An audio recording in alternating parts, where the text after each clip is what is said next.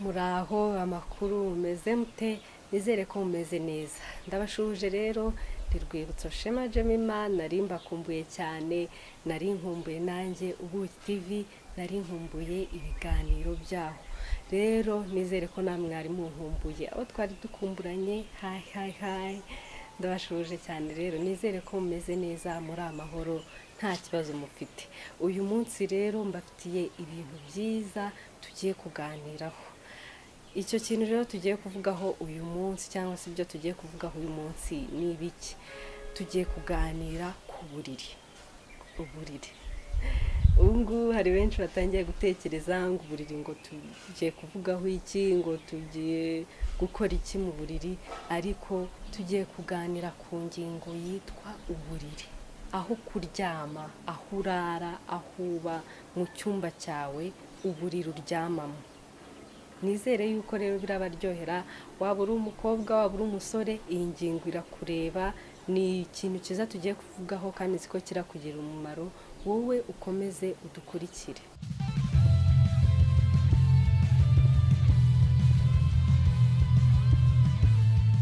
Hari abantu benshi rero bibaza, ese kuki ngira amaleliji mu maso?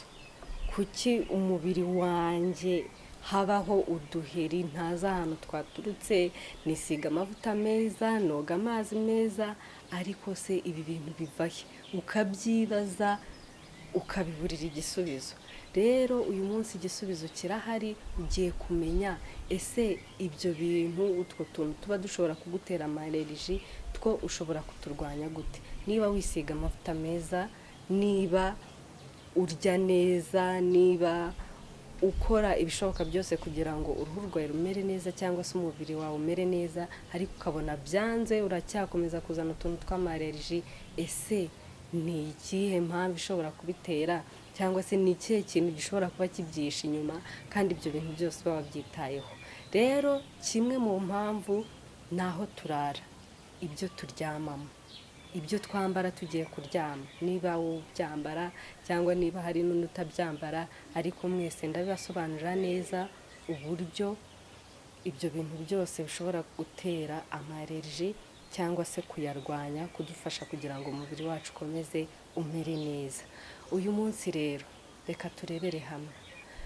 Ubundi iyo uryama ahantu heza, ahantu hasa neza, hari ibintu byinshi bikurinda. Amabagiteri ashobora kujya ku mubiri wawe akagutera utwo tuntu tw'uduheri dutoya, kugira icyunzwe kidahumura neza cyangwa se kinuka, ibyo byose iyo urara ahantu heza ntabwo bishobora kukubaho. Hari ibintu nyine tutitaho, ariko biba ari ngombwa kubyitaho mu buzima bwacu bwa buri munsi. Ibyo bintu rero tuba dukwiye kubihindura, tukagerageza tukabyitaho, niba utabyitagaho cyangwa se niba utamenyaga impamvu ubyitaho. Ni iki rero? Tugiye kuvuga ni ryari ngomba guhindura, cyangwa se wowe ugomba guhindura, cyangwa se uriya agomba guhindura ibyo araramo, amashuka araramo, ni ryari agomba kubihindura. Kanda like, umpe subscribe niba utarayikoze, umpe na komenti, nawe umbwire uti ibintu nabikoraga cyangwa se sinabikoraga.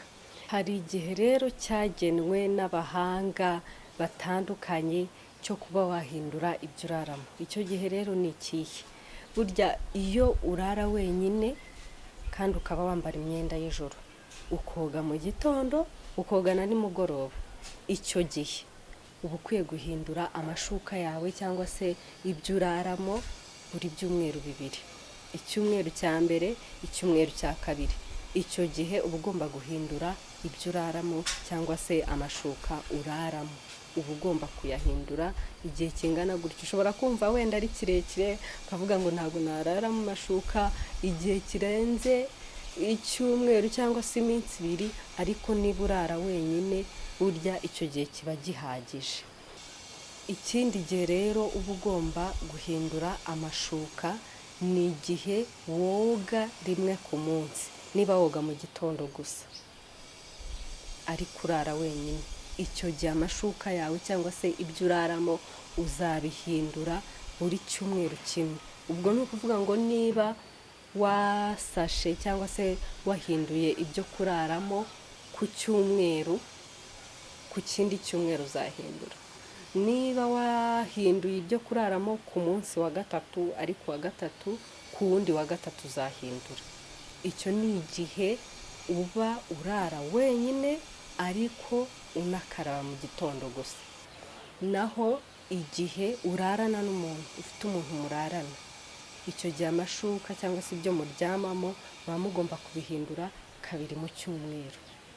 Kabiri mu cyumweru ubwo ni ukuvuga ngo niba icyumweru kigizwe n'iminsi 7, urafata iminsi 7 uyigabanyemo kabiri, wenda ku munsi wa gatatu cyangwa ku munsi wa 4 uhindura amashuka, muhindura ibyo kuraramo nyine kugira ngo mwirinde bya bintu by'imyanda, kuko urumva niba urarana n'umuntu muba muhumekerana, muba musharinga ibyunzwe cyangwa se muba musharinga nyine byinshi, muba muri guhuza byinshi, muba muhuje byinshi kuko umwuka uhumeka si wahumeka. Rero niyo mpamvu igihe urarana n'umuntu muba mugomba guhindura amashuka kabiri mu cyumweru, kabiri konyine. Ibi rero bijyanye no guhindura ibyo kuryamamo, hari abo bitareba bijyanye n'iyi minsi.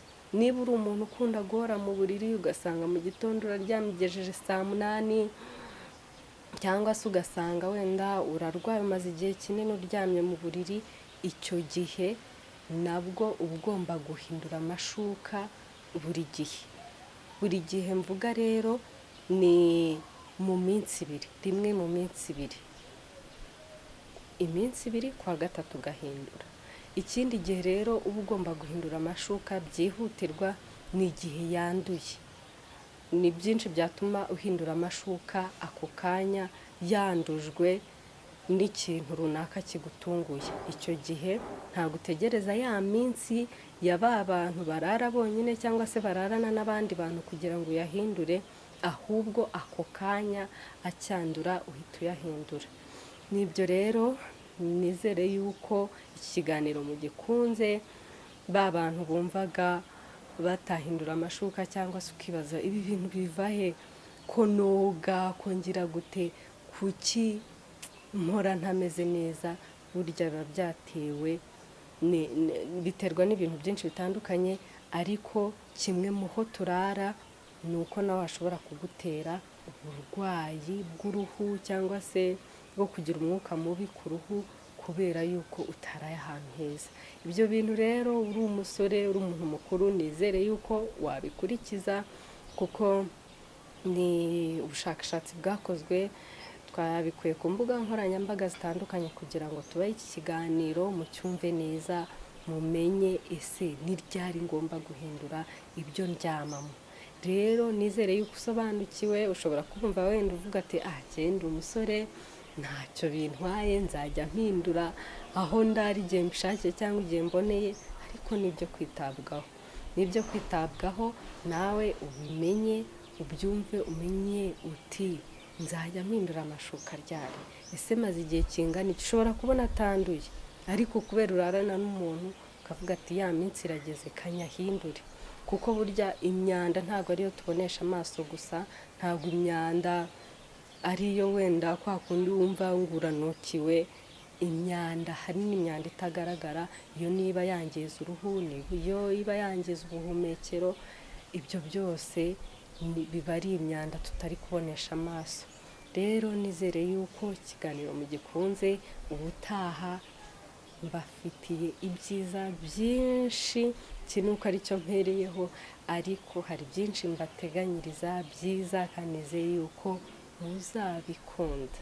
Bye, mukomeze mukurikire Ubuki TV, mukande subscribe abatarayikoze, muduhe comment, mutubwire ikintu mushaka kuzumva, icyo mushaka kuzumva mu matwi yanyu. Ubushize duheruka kubabwira ku kijyanye no koza amenyo.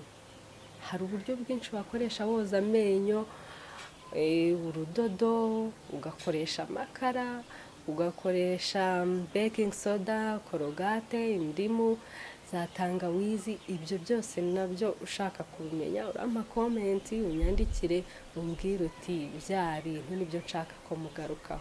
Yakoze rero kubana natwe. Bye.